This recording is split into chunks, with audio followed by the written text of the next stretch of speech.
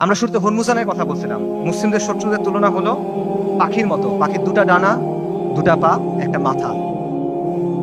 আজকে 1400 বছর পর্যন্ত ডানা একটা ভেঙে ফেলবেন, আর একটা ডানা থেকে যাবে। দুটা ডানা ভেঙে ফেলবেন, পা থেকে যাবে। মাথা কেটে ফেলবেন, পাখি শেষ। রাইট? আজকে 1400 বছর পরে বাস্তবতা কি? মুসলিমদের শত্রুদের অবস্থা একটা পাখির মতো। এক ডানা নেটো, এক ডানা ইসরায়েল, দুই পা হলো এই আরব বিশ্বের শাসকেরা। মাথাকে আমেরিকা। ইসরায়েলকে সবচেয়ে বেশি সামরিক সমর্থন কে দেয়? আমেরিকা। ইসরায়েলকে সবচেয়ে বেশি অর্থনৈতিক সমর্থন কে দেয়?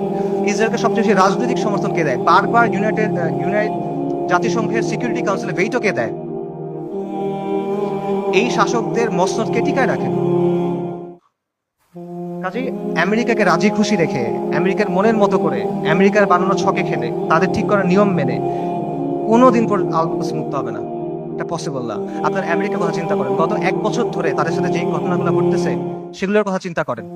আপনি ওই ছেলেটার কথা চিন্তা করেন, হাফেজ। আপনারা ভিডিও দেখছেন, রিফিউজি ক্যাম্পের ভিতরে আগুনে পড়ে মারা গেছে।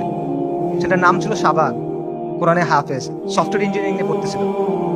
আপনারা রুহ আর রুহ রিমের কথা চিন্তা করেন, ওই যে ছোট্ট মেয়েটা বিল্ডিং ধসে গেছে, মারা গেছে, তার দাদা তার ডেড বডি বুকে নিয়ে বলছে রিম, রুহ আর রুহ। তার কথা চিন্তা করেন, তাদের কষ্টের কথা চিন্তা করেন। আপনি ওই বাবার কথা চিন্তা করেন যে সে বিস্কিট কিনতে গেছিল বাচ্চার জন্য, ফিরে এসে দেখে তার স্ত্রী সন্তান মারা গেছে। সে কান্না করতেছে আর বিস্কিটটা বাচ্চার হাতে দিয়ে বলছে, বাবা তুমি এটা নিয়ে যাও। আপনি ওই মার কথা চিন্তা করেন যে বাচ্চার জন্য আটা আনতে গেছে, কারণ বাচ্চা ক্ষুধায় কাঁদতেছে, বুঝে না তো। আটা আনতে গেছে, এসে দেখে সবাই মারা গেছে। আপনি হিন্দ রজবের কথা চিন্তা করেন, 6 বছর বয়সী মেয়ে। ওরা গাজা থেকে পালায় যাওয়ার চেষ্টা করতেছিল, 7 জন পুরো ফ্যামিলিতে। ইসরায়েলি ট্যাঙ্ক ওদের ঘিরে ফেলছে, গুলি করছে, সবাই মারা গেছে, ও বেঁচে আছে।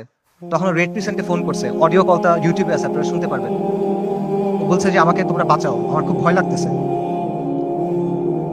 ওর সব পাশে সবাই মারা গেছে, বাবা মা সবাই মারা গেছে, 6 বছর বয়সী একটা মেয়ে।